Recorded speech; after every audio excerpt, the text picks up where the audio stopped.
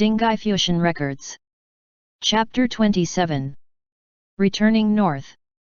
At night, at a barren area outside Tongguan County, 6,000 people were gathered on an endless Loess plain to spend the night out in the open. A gust of wind blew by. In early summer, it still felt chilly in the middle of the night. Those from the 16 Hu tribes were already falling asleep one after another. Wolves could be heard howling in the distant mountains, and the shadows of the mountains and rivers were like a gigantic curtain. The Big Dipper hung high up in the night sky. The starry river on a summer night appeared as if light particles had spilled across the sky, and they were all shimmering brilliantly. On the ground, Chen Xing was wrapped in a blanket as he stared at the campfire in a daze. Ever since leaving Fang Palace, Xiang Shu has been silent. None of his subordinates would come to disturb the three of them either, and just started a bonfire under the lone tree in the wilderness. It was even less likely for anyone to try and cotton up to Xiang Shu.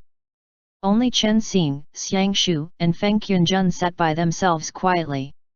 Feng Qunjun lifted the cloth covering the corpse, revealing the sagging body of his elder brother, Feng Qunyi. He piled up a stack of firewood beside the Tong River and set fire to his elder brother's corpse. The fire blazed brightly as it swallowed Feng Qunyi's body. His legs were amputated below his knees. His long-term use of a wheelchair resulted in the atrophy of his limbs, and now they looked just like that of a child's. A gust of wind blew, and the ashes scattered into the sky. Chen Xing could vaguely see a dim trace of light that kept rising, and it rose into the sky that was as brilliant as a starry river. Xiang Shu looked up. He saw expansive, dazzling light bands overlapping in the galaxy, like a massive river that was streaming through the night sky. "Do you see it?" Chen Xing asked. Xiang Shu's brows slightly furrowed. "Divine vein," Chen Xing said, "the final destination of all Tao's in the world. Laozi once said, what is supersensible is termed Dao, while what is sensible is called Qi. All things that live in the human world would leave the form of Qi one day and return to the great Dao." Xiang Shu said, "That's the spiritual Qi of heaven and earth." "No," Chen Xing said, "divine and earth veins are rivers of a higher level than that of spiritual Qi." After his elder brother's corpse turned into ashes, Feng Qunjun stored them in a box and went back to the other two. He wiped a small jade plaque and turned it over to study it under the light of the campfire. A few words were written on it: Great Han Exorcist Feng. The largest stronghold of Xifeng Bank was in Luoyang. Feng Qunjun said, "When my dage took over the family business with my father, I was learning how to audit. From the time when I was 7 until 16, I would only see my dage once every 2 to 3 years. Chen Xing was wrapped in a blanket and kept silent. He knew that at this time, Feng Qunjun needed to talk to relieve the distress he felt. Feng Qunjun continued, "Luoyang was still under the Yan state established by the Mourning clan back then. Xifeng Bank had established an industry in Luoyang, a renowned capital in the world with a wealth equivalent to that of an entire nation, and they were also waiting for the opportunity to welcome the Jin army back and recover the country they lost. Later on, Fujian had sent people to take down Great Yan, and the city fell within a night. The imperial Mourning clan members were all taken prisoner, and they surrendered to Fujian. In addition, it was precisely because of this war that Feng Qunyi had fled with his family in a hurry. However, the situation then was in great turmoil. His family's soldiers died in battle, his wife was killed by soldiers, and both his children died in the war. His legs were also crushed by a war chariot. When Feng Qunjun heard of the grievous news, he immediately headed north to search for his older brother's whereabouts, and he finally found him several years later in Chang'an. Feng Qunyi didn't mention much about the past and had just told him simply that this was something they had to face on their path to greatness. Since Great Yan had fallen, their next target was Fujian. And since the Mourning clan were also ministers of their fallen nation, they could instead try cozying up to them and use them as necessary. "I still remember the day I first met King He," Feng Qunjun said in a daze. "She and her younger brother, Mourning Chang, were confined deep in the palace. Gaig dispatched me to deliver some jewelry we had bought to her. Mourning Chang didn't like to talk, but she was elated and asked me what my name was, asked me if Luoyang's peonies had bloomed and a lot about the things in the north. After the demise of the great Yan state, I hadn't returned to Luoyang for 3 years, so I could only fabricate some lies to deceive her. Feng Yunjun snapped out of his daze and forced himself to smile at Chen Xing, then continued, when I went home and told my dage, he just said, no matter if it's Luoyang, Guangzhou, Yuzhou, or Yangzhou, they are all places that belong to us Hans. What face do the Xianbei people have to regard Luoyang as their hometown? Listening up to this point, Xiang Shu got up and left, leaving the two Hans some space for their conversation. Feng Yunjun smiled helplessly, but the great Yan's Murong clan was destroyed by a Han. Wang Meng took orders from Fujian, that war was won, which plunged the people of the Four Passes into misery. They despise Wang Meng because he became Fujian's official. Tianqi, do you hate them? Chen Xing recalled his father's death, then looked into the distance at Xiang Shu, who was lying on the ground and leaning on a piece of rock. Before he died, my father said that no matter if you're a Hu or a Han, Chen Xing slowly said, we're all dwellers of this grand divine land. When the 5 barbarians moved south, many ended up dead or wounded, and innocent people died in the war. However, when was it not the same during the War of the 8 Princes in the Jin dynasty? Gentry Han who fled south still had the idea of taking revenge, but for the soldiers and people who died during the chaos of the 8 Princes, where would they go to find someone to reason with? Ultimately, it boils down to 2 words: stop war. Chen Xing sighed, moreover, if the root of this drought fiend chaos isn't eradicated, by the time there's a massive outbreak, neither the Hus nor Hans would have to continue fighting anymore. The outcome will all be the same, death. Feng Yunjun remained silent. He looked down at the Sen Luo saber in hand, hefting it like he was weighing it. Do you plan to head north with the great Chanyu? Feng Yunjun asked. I don't know. Chen Xing appeared anxious, time's running out. I still don't have a clue as to why silence fell on all magic.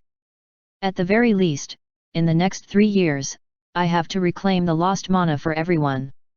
After that, even if I were to be unconcerned or pay no heed, there would at least be some people then who can fight the Lord who Feng Yunyi was talking about. We definitely aren't the only 2 exorcists in this world, there must be others who have obtained this inheritance. Chen Xing had gotten the first clue, which was related to the Dinghai pearl. Although he wasn't clear of the inside story yet, but according to the records, in the year after silence fell on all magic, the Dinghai pearl had still contained powerful magic powers, so it must all be related somehow. It's just that, the world is so vast, so where should he go to look for it? Feng Yunjun said, leave investigating the drought fiends to me ba. Tomorrow morning, Yuxiang will set out. Chen Xing, where are you going? Feng Yunjun said, perhaps I'll sneak back to Chang'an, or make a trip to Luoyang, or search for the tombs of the 8 princes. I'll investigate the people my dage came into contact with before he died, and how he obtained the knack to controlling resentment. You just need to focus on searching for your Dinghai pearl. Chen Xing immediately said, Feng Dage, this matter can't be rushed. Feng Yunjun pondered, I can sort of control the Sen Luo saber, albeit in another manner. Chen Xing also hadn't expected that a magic weapon that was once driven by the spiritual qi of heaven and earth would now absorb resentment and be used like that. It was as if fate dictated for darkness to counter darkness. The thorns everywhere, black vines and withered tree yaos now played a powerful role instead.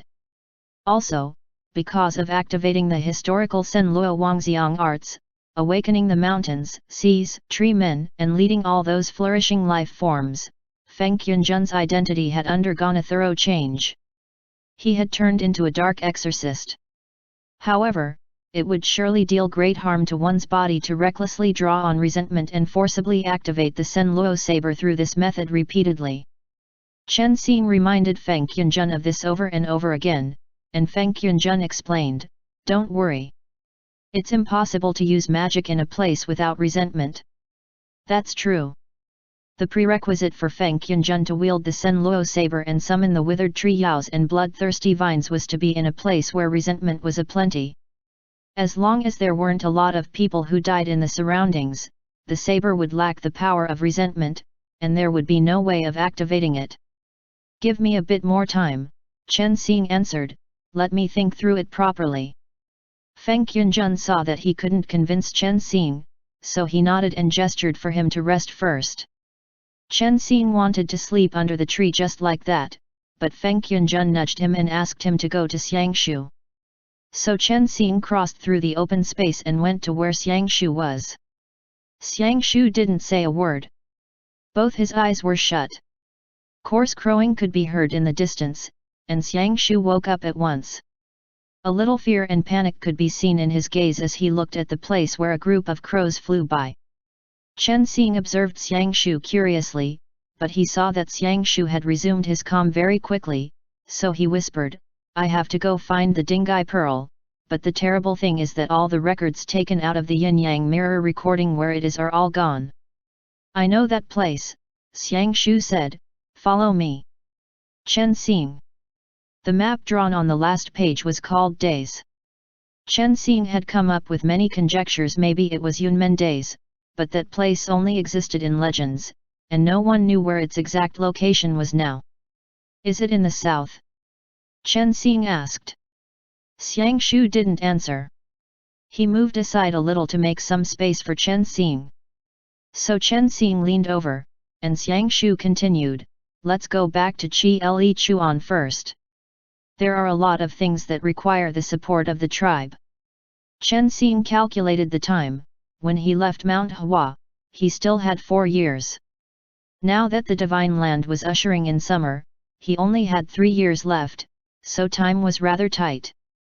But he didn't rush Xiangshu and just nodded. Late at night, it was incredibly quiet on the plains. Xiangshu suddenly opened his eyes and looked out into the distance. Feng Qianzhen had already gotten up from where he was under the tree.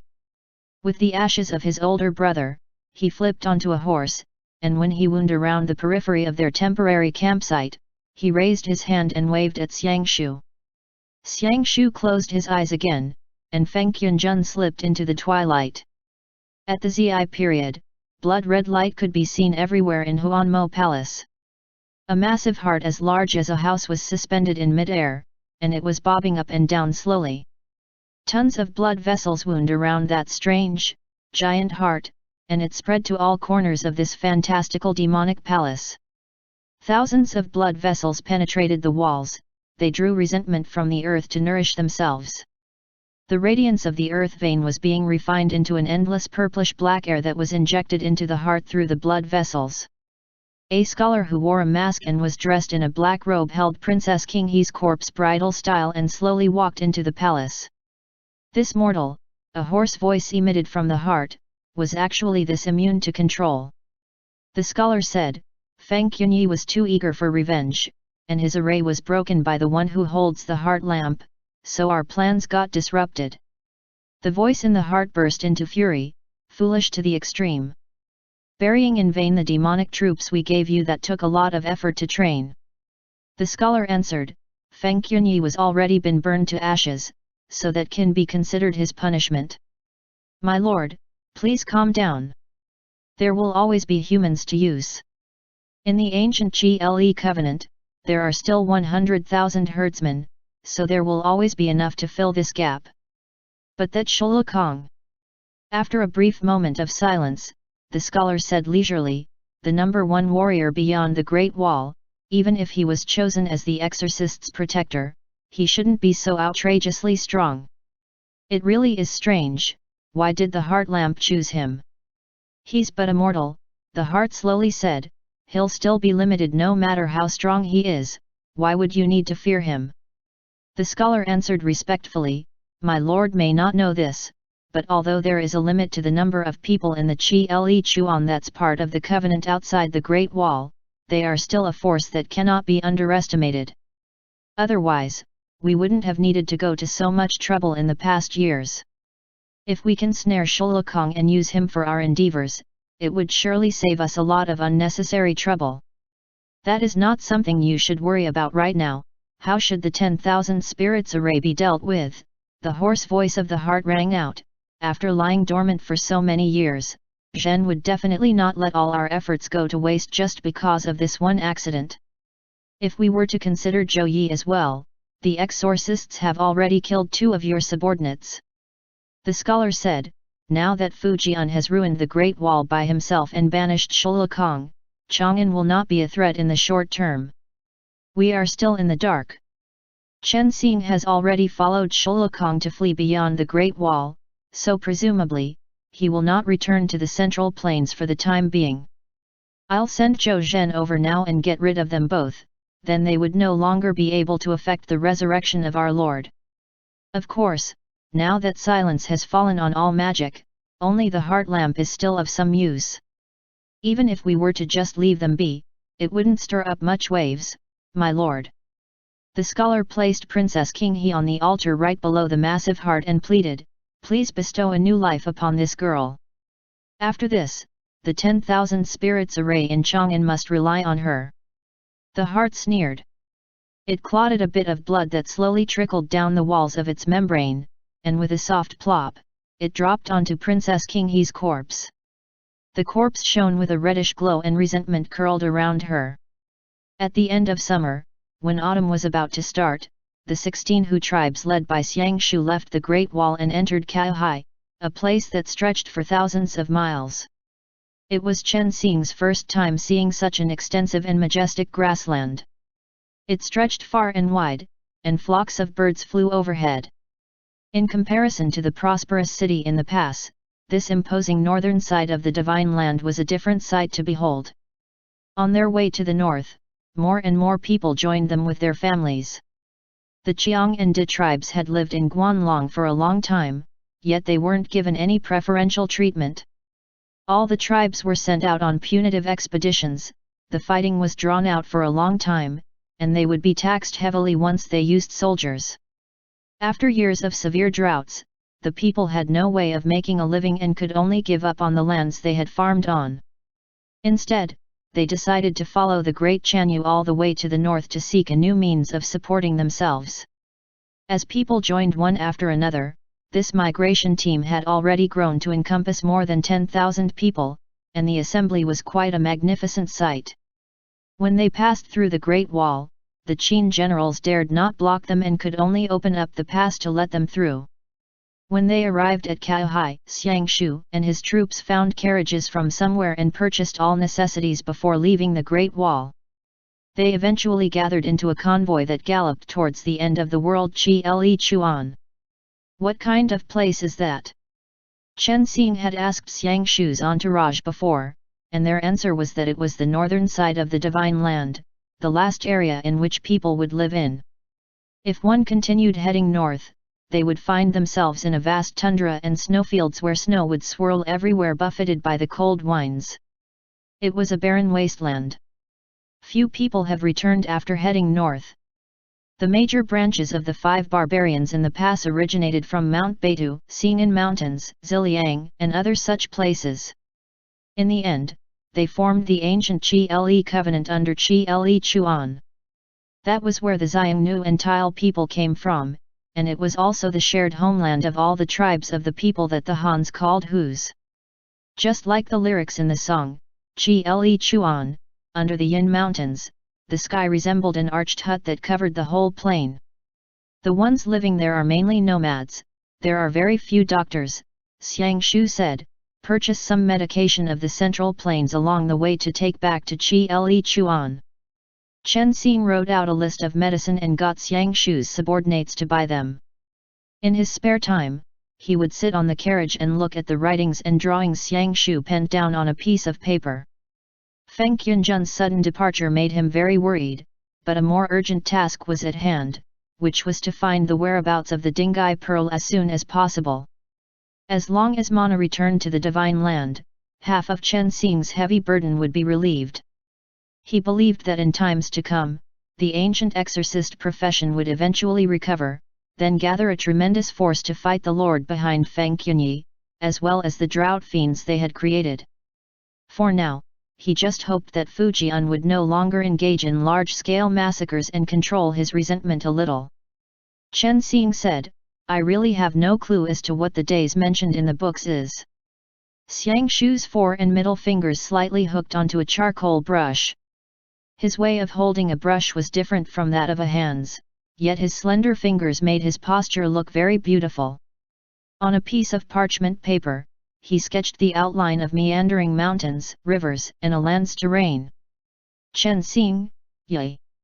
Xiang Shu had only glanced at it once, yet he managed to remember the map on the last page of the ancient book in the exorcism department. He showed it to Chen Xing, here. On the map was a lake, while there were 3 disconnected peaks behind it that rose into the clouds. A lot of forests were studded at its side. Its terrain was extremely strange. There were lakes on the plain, and there were mountains in the lake, beside which were annotations in the tile language. Yes, yes, yes. Chen Xing felt like he had just obtained a treasure. He took it and said, you actually remembered it all. It's not Yunmen Lake, and it's not in the south either. Xiang Shu casually said, legend has it that it's on the northern side of Chi-Le Chuan, in a far-away place. Its tile name is Urchalun, while it's called Karasha in the Xiongnu language. The name refers to a place where the dragon fell to its death. Chen Xing asked in surprise, you've been there? Xiang Shu, when I was a kid, I saw it in a book given to me by an old man. Chen Xing looked down, then looked at Xiang Shu again, while Xiang Shu had switched over to another piece of parchment and began recalling the scene on the second last page of the book.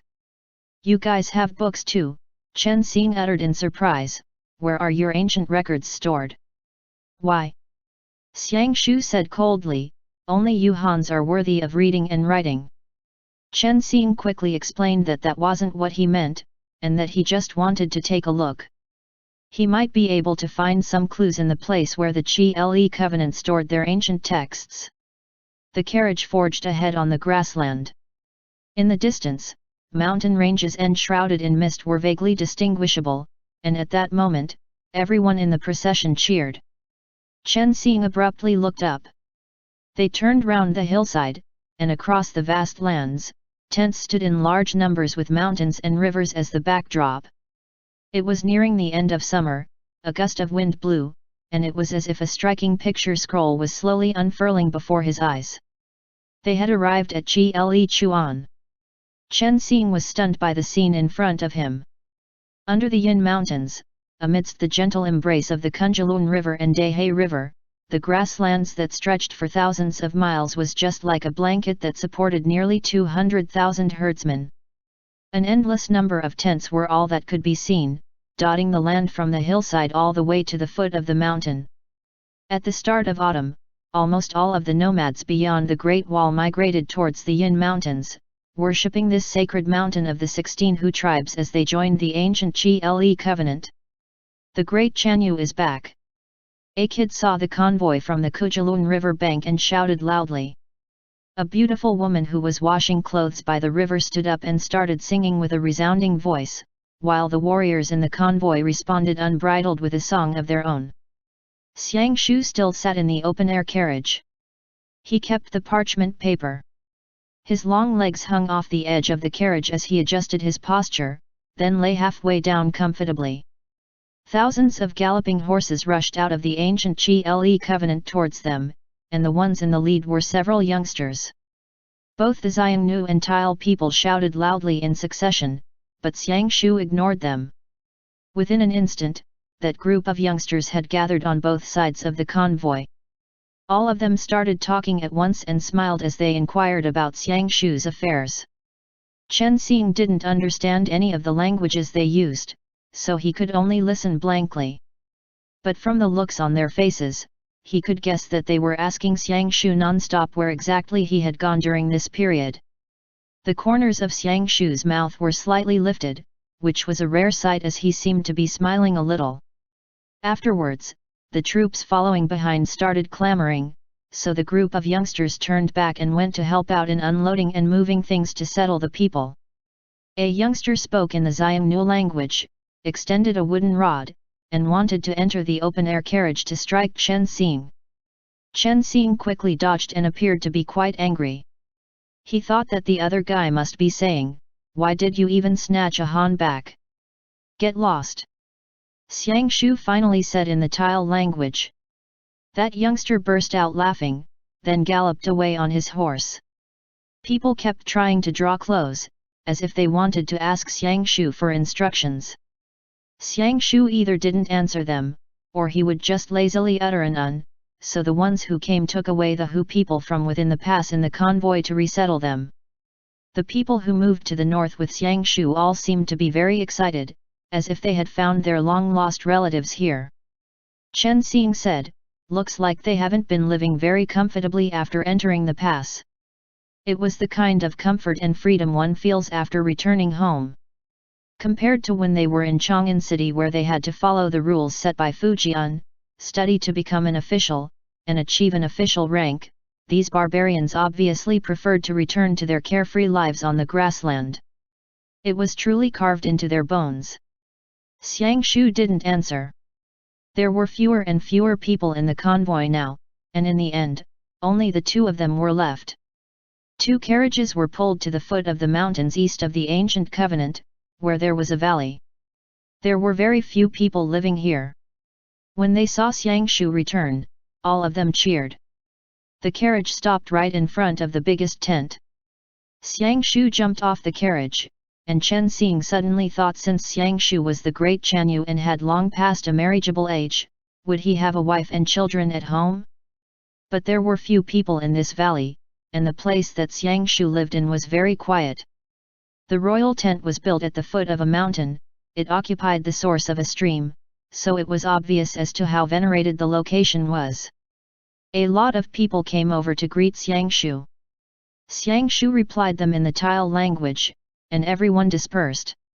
Chen Xing looked around curiously and asked, "Is this your home?" Xiang Shu said, "I'll gather the elders for a meeting first, just do whatever you want ba." Then Xiang Shu said something to the rest, presumably asking them to help Chen Xing settle down. At that moment, someone led a horse over, then Xiang Shu flipped onto the horse and galloped out of the valley after uttering a "Yi." Chen Xing, I wait. I don't understand your language. After Xiang Shu left, quite a few young tile men came over and studied Chen Xing curiously, then began discussing amongst themselves. The corners of Chen Xing's mouth twitched, and he could only nod politely in return. Someone threw a wet cloth at him. Chen Xing quickly said, "Thank you." Then used it to wipe his face and thought, so beyond the Great Wall, they receive guests by getting them to wash their faces first. The crowd muttered a bit more then burst out laughing. Someone pointed Chen Xing to the tent, and Chen Xing said, "Okay, I'll go rest now. Everyone need not trouble yourselves." Chen Xing lifted the tent and entered Xiang Shu's home. He saw a huge blue embroidered rug spread out on the floor, and there were a lot of other furnishings in the room as well, bedding, tableware, short tables, everything was available. There were even screens that had been transported over from the south. The lighting in the room was really good, snow-proof windows could be seen at the top of the tent, and the light that streamed through illuminated the inside such that it seemed very bright. There was even a bookshelf in the corner, which was filled with pictorial books and ancient texts of the various tribes. But because its master has been away from home for such a long time, everything was covered in dust. The young tile man outside fetched a bucket of water inside. He pointed at the table, then patted Chen Xing's shoulder and said in the Xianbei language, "Start now, wipe everything well.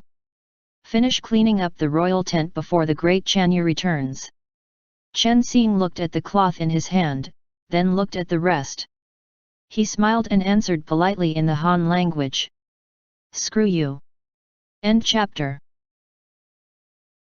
Dinghai Fusheng Records. Chapter 28. First Day of Business. In the Qi Chuan region, nomadic residential areas beyond the pass occupied vast areas comparable to large cities within the pass like Ye City and Xiangyang. Areas were divided according to the tribes. The Tile tribe lived in the east. The great Chanyu's living quarters was surrounded by mountains on both sides and faced this settlement beyond the Great Wall with no city wall. Beyond the settlement, a lot of nomads traveled here their families, and after spending a short summer here, they would join the ancient covenant and prepare to usher in the prolonged winter that would arrive soon. Chen Xing thought that it was really beautiful here. There was peace in the bustle, and the scenery was gorgeous as well. After climbing halfway up the mountain at the back, one would have a panoramic view of the plain. Xiang Shu's clansmen were very unconstrained and lively as well. They would ride horses, play ball games as they wished, and idled their time away all day. Cheering joyfully, laughing all the time, idling their time away, not doing anything productive, all the while waiting for winter in the meantime. But why is it that Laozi, a guest who came from afar, needs to clean your room for you? It's not like I'm a servant. Chen Xing really wanted to throw the cloth onto the floor, but he couldn't resist his curiosity as he glanced around the place where Xiang Shu lived. It doesn't seem like a place that belonged to a man with a wife and children, but he could tell that someone used to live here. Chen Xing grew up living with his master and found this kind of feeling very familiar. Xiang Shu may have lived with his father before he grew up, and his mother was probably around at an even earlier time. He casually wiped the bookshelf and flipped through the books on it. He hardly recognized any of the words written in them, but he could identify quite a lot of pictures. Most were illustrations of martial arts, manuals for horsemanship and archery, records of weapons, expositions of veins and acupoints by outsiders, as well as a map of the area beyond the Great Wall. There were numerous registers of names as well. When the sun was setting in the west, people singing and dancing could be heard outside. Xiang Shu came back. Xiang Shu, what are you doing? Don't touch my things. Chen Xing almost threw the rag at Xiang Shu's face and said angrily, what do you think? Is it a rule here for guests to clean your rooms? Xiang Shu was stunned, but he smiled. Ever since he returned to the Qi covenant, Xiang Shu's mood has improved a lot. It was Chen Xing's first time seeing Xiang Shu smile, and once he smiled, this guy instantly seemed more handsome. The air around him that rejected all strangers immediately disappeared, and what took its place was a warmth that was even more gentle and amicable than that of Tuobian. But Xiang Shu immediately withdrew his smile and said, "Get dinner ba, follow me." That night, Tile held a grand celebration. Bonfires were lit throughout the whole Qi Chuan to celebrate the return of the great Chanyu. They drank wine, roasted fish, and ate meat under the mountain range, their singing voices resounding through the skies. Chen Xing sat next to Xiang Shu. A subordinate offered a roasted leg of lamb and handed him a silver knife. Chen Xing's appetite was greatly whetted. He sliced off the meat and was about to eat it when the people around him chided him angrily. Chen Xing. Everyone started berating Chen Xing and motioned for him to serve the great Chanyu his food. Chen Xing grabbed the knife and really wanted to stab Xiang Shu to death. They said that you aren't being sensible. Xiang Shu casually said, then explained to the surrounding people before everyone slowly sat back down. So Chen Xing could only slice the meat off and hand it to Xiang Shu first. Xiang Shu only ate a bit before raising his hand and said, "Leave it for yourself ba." So everyone began to eat dinner. Not long after, a woman supported an elderly man over, who should be the elder of one of the tribes. He sat down and exchanged greetings with several elderly people that Xiang Shu had brought back from Chang'an, engaging in some idle chatter with them. Xiang Shu didn't interject and just drank some wine. He would glance at Chen Xing from time to time. Chen Xing ate his roast lamb and kept speculating from the expressions of the people around him. He heard Fujian's name being mentioned many times and guessed that they must be bad-mouthing him. Xiang Shu placed an empty glass next to his hand, signaling to Chen Xing to pour him some wine. Chen Xing said, "You plan on storming into the pass, taking Fujian down, and seizing his place as emperor?" Xiang Shu casually said, "Depends on my mood." Chen Xing poured a full cup of wine for Xiang Shu, then asked again, what about your promise to take me to that whatever mountain to look for the Dinghai pearl? You said you'd take me. Xiang Shu, wait. Although Chen Xing knew it was a bit impertinent of him to urge Xiang Shu to start working on the first day of his return, but he still had worries on his mind, so he couldn't help but say, "You aren't lying to me, ba?" Xiang Shu glanced at Chen Xing in disbelief to mean, "Am I such a person? If you don't believe me, then get lost right now," Xiang Shu said angrily. As soon as Xiang Shu raised his voice, everyone stopped talking and looked at them. Chen Xing immediately said, "Don't get angry, don't get angry, it was a slip of the tongue. Come, Great Chanyu, I'll give you a toast." Chen Xing was afraid that this bunch of barbarians would cause trouble for him, so he quickly filled his cup with wine and smiled as he wanted to give everyone a toast. He motioned to the rest to convey that, "See, we're not fighting." Yet Xiang Shu held Chen Xing's head with one hand, held the wine bowl with the other, and forced the wine down his throat. Chen Xing. The other attendees could only hear them speaking in the Han language and didn't know what had happened, so they soon resumed their conversation. Chen Xing was choking badly, and he said angrily, "You." But Xiang Shu ignored him. He faced the people on the other side and asked in the Xianbei language, "When will the Akales tribe come?" That person answered respectfully in the Xianbei language as well, "Great Chanyu, according to the usual practice in previous years, they will rush to Chi Chuan before the 3rd of October. Chen Xing suddenly thought that this wine seemed pretty delicious. It was sweet and didn't burn his throat, so he started pouring and drinking it on his own. Xiang Shu casually said, "The Akales tribe is a branch of the Xiongnu. They operate somewhere far north, and as for the exact location of Mount Urchalun, this tribe is clearer about it than I am." It was the 15th of September today. It was still all right to wait until the 3rd of October. Chen Xing drank his wine and said, "If you're busy, you can just draw a map for me, and I'll go by myself." Xiang Shu revealed a ridiculing expression on his face, "Do you know what it would be like during winter if you continue heading north?" Chen Xing, "At worst I can just wear a few more layers." The guard on the side said in Xianbei, "Wait for Che Lufeng to come back, he may be able to bring with him news of Akales." "Che Lufeng is my anda." Xiang Shu didn't look at Chen Xing, and instead stared at the bonfire in a daze, "Who grew up with me?" He left Chi Chuan and went to the north to hunt. He went quite far away this time, I can ask him when he gets back. Chen Xing ate a lot of roast lamb that was on the salty side, so he felt quite thirsty and lost count of how many bowls of wine he drank in succession. His head was spinning, the wine tasted sweet and seemed to be brewed from honey and goat's milk. He unwittingly drank more and more of it, then his head knocked onto the table. He didn't hear what Xiang Shu said before he collapsed, thoroughly intoxicated. Xiang Shu. He drank a whole vat. A guard sitting on the other side cried in surprise, "Not bad." While Chen Xing was drunk, he felt as if he had been carried back to the tent by Xiang Shu. A blanket covered him, and he felt thirsty at midnight. Singing and drunken laughter could still be heard outside. He said, "I want to drink water." So Xiang Shu had to feed him with a water bottle. Chen Xing then turned over and fell asleep. Early in the morning, Chen Xing woke up. The marble white color of dawn appeared on the horizon, the merriment throughout Chi Chuan had died down, and everyone was still sleeping soundly. "Xiang Shu, I want to take a bath." Chen Xing scratched his body, sat up, and said, "What?" Xiang Shu had been tormented by Chen Xing for an entire night. He wore an unlined garment, got up, and glanced at him irascibly.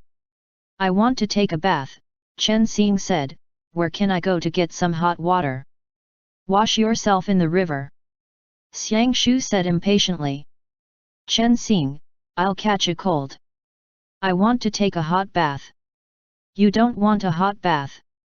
Xiang Shu rejected Chen Xing, "Say another word, and I'll throw you into the river." Chen Xing. Xiang Shu only properly woke up when the sun had risen 3 poles high, then he took Chen Xing to a stream to take a bath. "It's so cold." Chen Xing wailed as soon as he entered the water, but Xiang Shu just looked grumpy. He stripped himself bare and went into the stream. Chen Xing had seen this several times, and they had bathed together when they first entered Chang'an. But for some reason, his face suddenly felt hot to the touch, and he was a little embarrassed. Xiang Shu's figure was like a wild horse's slim, yet it had a very manly ruggedness. His skin was fair and smooth, and didn't seem to contain the slightest hint of the Tile people's boorishness. Especially the contours of his back and long legs, they were absolutely alluring. "Wipe my back." "What are you looking at?" Xiang Shu said. "Chen Xing, why should I? I'm not your slave. I've had enough." Xiang Shu. "If you treat me as your servant again, I'll..." "You'll what?" Xiang Shu mocked. "What will you do?" "Chen Xing, do all of you look down on the Han people? I finally know now, when they asked you who I am, you said that I'm your servant, right? You don't harbor good intentions after all, you just got me to come to your tribe to serve you. What else then?" Xiang Shu asked in reply. "You want the great Chen Yu to serve you? You're a protector." Chen Xing said. "Get lost. Wipe my back." Xiang Shu said. "Will you do it or not?" Chen Xing held up a cloth. Xiang Shu wanted to reach out and press him down, but Chen Xing quickly dodged. In a moment of carelessness, he slipped while in the water and almost fell in. Xiang Shu grabbed his arm and dragged him out of the water, so Chen Xing could only help Xiang Shu wipe his back angrily. Xiang Shu casually said, "If you're capable enough to let them witness your strength, no one would dare order you about like a servant." Chen Xing, "Okay. Even if you aren't a protector, is this how you guys treat your guests? You're not a guest." Xiang Shu studied Chen Xing's naked body, and he was about to say, "You followed along by yourself," but his breathing stopped for no reason, then he slightly turned his body sideways. "Chen Xing, don't underestimate people." Xiang Shu avoided Chen Xing's gaze, turned his head sideways, and raised an eyebrow at him to signal, "Please do as you wish." Chen Xing took a bath in a hurry, put on his clothes quickly, and returned to the tent. Meanwhile, Xiang Shu wore his underclothes and didn't attempt to shun anyone. He had breakfast in his tent while entertaining guests. A lot of people came and went. Some were there to pay their respects to the sovereign, some were there to send their greetings, while some came to discuss matters with him. Although Xiang Shu was dressed in white from head to toe, and his wet hair hung loose as it draped over his shoulders after his bath, it didn't conceal his kingly demeanor at all. "How do you write sick and see a doctor in the Tile language?" After Chen Xing had breakfast, he sneezed. He didn't want to serve Xiang Shu anymore, and he asked the young man who spoke in the Xianbei language before him. The other party looked baffled and wrote it out for him on the ground. Chen Xing asked again, "How do you say doctor?" The other party taught him. So Chen Xing went out, found a plank, wrote it down, and hung it outside Xiang Shu's tent. Xiang Shu. That afternoon, some people came to see a doctor. Half of Xiang Shu's tent was used to entertain guests, while the other half was being used by Chen Xing to see patients. The Tile person first looked around for a moment. Chen Xing moved a short table over and sat down, then waved at the outside of the tent to motion for him to come in. He then started taking his pulse and checking what illness he was suffering from. "Can you speak Xianbei?" Chen Xing took a wooden stick and pressed down on his tongue. He asked the patient, "What are you sick with?" That person jabbered away in a long string of words, and question marks could be seen hovering all around Chen Xing's head. In the end, Xiang Shu had to send all his guests away and thank the ones who had come that day. He said, "His stomach hurts." Chen Xing said, "Help me translate, what are you just sitting around for?" Xiang Shu stared at Chen Xing in disbelief and said, "Where did you get your nerve from?" "Chen Xing, he's your clansman. Ask him what he has eaten recently, and how long his stomach has been hurting for. So Xiang Shu could only suppress his anger and translate. Chen Xing identified the patient's ailment smoothly and prescribed some medicine for him, then got Xiang Shu to write in the tile language on a piece of paper with a charcoal brush to help him find the medicinal ingredients. Xiang Shu didn't expect Chen Xing to start ordering him around for an entire afternoon, but he was the only one who knew the Han language throughout the whole Chi Le Chuan, and the ones who were sick were his clansmen, so he couldn't just leave them alone.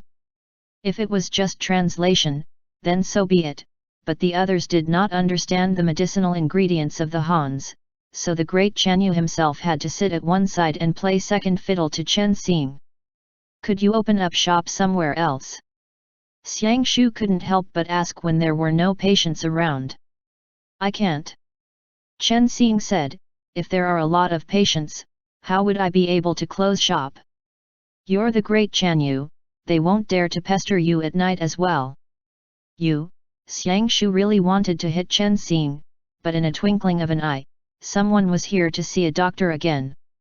In Chi Le Chuan, no matter if they were Tile, Xiangnu, or any of the 16 Hu tribes, they were all considered Xiang Shu's clansmen, and they regarded the great Chanyu as their parent. Xiang Shu couldn't bear to see his clansmen be ill either. The doctor of the plains would only come once every few months. He didn't have a fixed residence and would just travel everywhere to treat people. When people fell sick, most of them could only let it drag on or resign themselves to fate, and when the doctor came, he would only just perform some bloodletting treatment. This move by Chen Xing was clearly of great help to the ancient Chi Le covenant. In less than 3 days, the valley was full of people waiting in line to see a doctor. Xiang Shu's royal tent was so crowded that not even a drop of water could trickle through. He couldn't do anything else every day, and could only simply sit next to Chen Xing and help communicate with the patients through various Hu languages. Another day passed. The conditions of the patients who had come to see Chen Xing were all taking a turn for the better, one after another, regardless of whether they had a cold or a fever. His fame as a divine doctor spread like wildfire, and most of the patients in Chi Le Chuan flocked to the Tile settlement. Eventually, Xiang Shu had no choice but to move his royal tent to the center of the open space outside the valley. How long has it been growing for? Chen Xing looked at the Xiangnu elderly with much concern. There was a 2 more growing on the patient's back. Chen Xing thought that if Fei Tian Ye knew that he was treating Hu people, he would probably berate him thoroughly from the underworld. 3 years. Xiang Shu translated indifferently. Why would you only come get it treated now? Chen Xing asked. Xiang Shu couldn't be bothered to translate such senseless words. Chen Xing prescribed her some medicine to apply on the tumor, then got the next patient to come over. During the inquiry, he suddenly saw Xiang Shu staring at him, his expression a little dazed, and Chen Xing's hair was standing on end from how Xiang Shu was looking at him. Wei! Chen Xing said, say something ah! That Wei instantly frightened everyone in the tent so badly their souls scattered. Xiang Shu snapped out of his stupor and said impatiently, rheumatism. Knee pain. Foot ache. What about here? Chen Xing attended to another old man. He didn't mind the old man's festering wound at all and cleaned it first before prescribing him some medicine. A woman came up. What about you? Chen Xing asked, what are you sick with?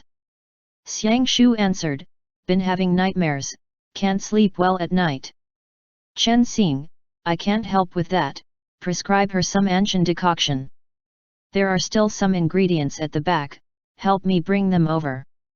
Xiang Shu helped him dispense the medicine. He didn't expect that as the great Chanyu, he would actually be ordered around like this by Chen Xing. After getting treated, all the patients would thank Chen Xing first, then kowtow and thank Xiang Shu.